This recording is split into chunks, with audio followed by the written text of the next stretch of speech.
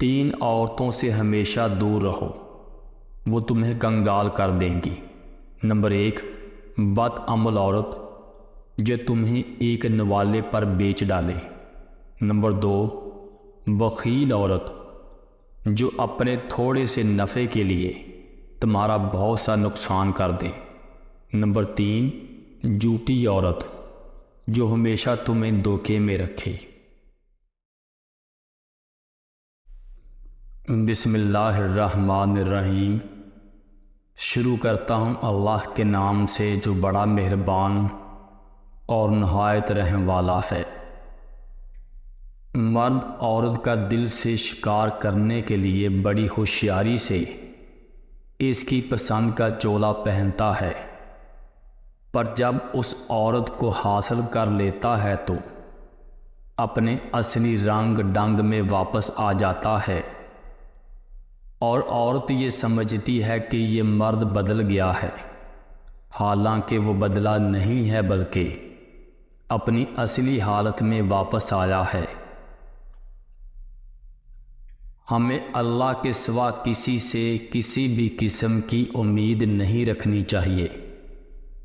اگر ہم کسی انسان سے کوئی امید رکھیں گے تو ہم ہمیشہ ٹینشن اور فکر میں رہیں گے، اور اگر اللہ سے امید رکھیں گے نہ کوئی ٹینشن ہوگی نہ کوئی فکر ہوگا۔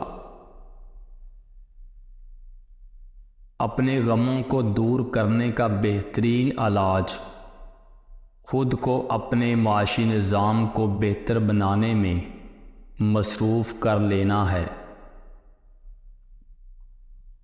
مرد کا گناہ وقت کے تالاب میں کینکر کی طرح ڈوب جاتا ہے، جبکہ عورت کا گناہ ساری عمر کمل کے پھول کی مانند سطح آب پر رہتا ہے۔ مرد نے عورت کے ساتھ ابھی تک سونا ہی سیکھا ہے، جاگنا نہیں، اس لیے مرد اور عورت کا رشتہ الجھن کا شکار رہتا ہے۔ نیک کاموں میں کل کا انتظار نہیں کرنا چاہیے، بلکہ آج سے اور ابھی سے طرز عمل اپنانا چاہیے۔ آخرت بڑھاپے کا انتظار نہیں کرتی، کیونکہ جب ملک الموت کو حکم مل جائے تو پہنچنے میں دیر نہیں کرتے۔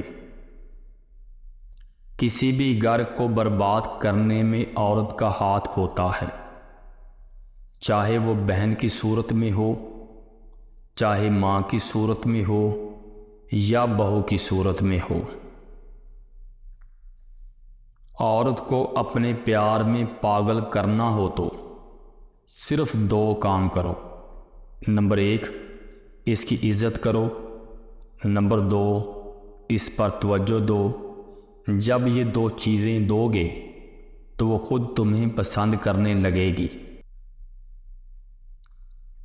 3 عورتوں سے ہمیشہ دور رہو، وہ تمہیں کنگال کر دیں گی۔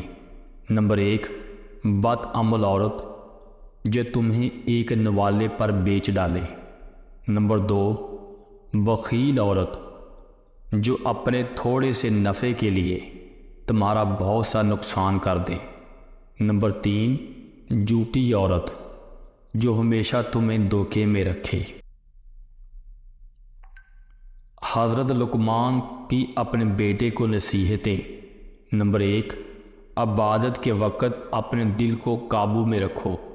نمبر 2، جب دسترخوان پر بیٹھو تو ہاتھ کو قابو میں رکھو۔ نمبر 3، کسی کے گھر جاؤ تو اپنی نظر کو قابو میں رکھو۔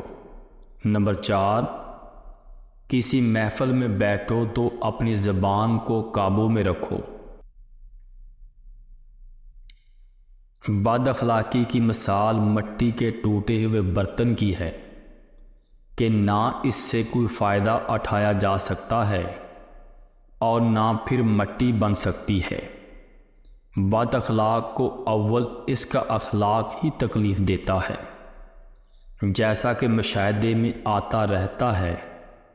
اگر تم لوگوں سے دولت میں نہیں بڑھ سکتے تو حسن و خلق میں ہی بڑھ جاؤ۔ اگر کوئی چیز تقدیر میں نہیں لکھی تو پھر بھی دعا کرنی چاہیے، کیونکہ تقدیر کے سامنے ہم بے بس ہیں، تقدیر لکھنے والا تو بے بس نہیں ہے۔ بھیڑ بکریاں انسانوں سے زیادہ باخبر ہوتی ہیں، کیونکہ یہ چرواہے کی ایک آواز پر چرنا چھوڑ دیتی ہیں، اور انسان اپنی خواہش کی خاطر احکام الہی کی بھی پرواہ نہیں کرتا۔ اسلام اتنا خوبصورت مذہب ہے کہ صرف مسکرانے پر بھی آپ کو ثواب ملتا ہے، یہاں تک کہ غصے کی حالت میں خاموش رہنے پر بھی ثواب ملتا ہے۔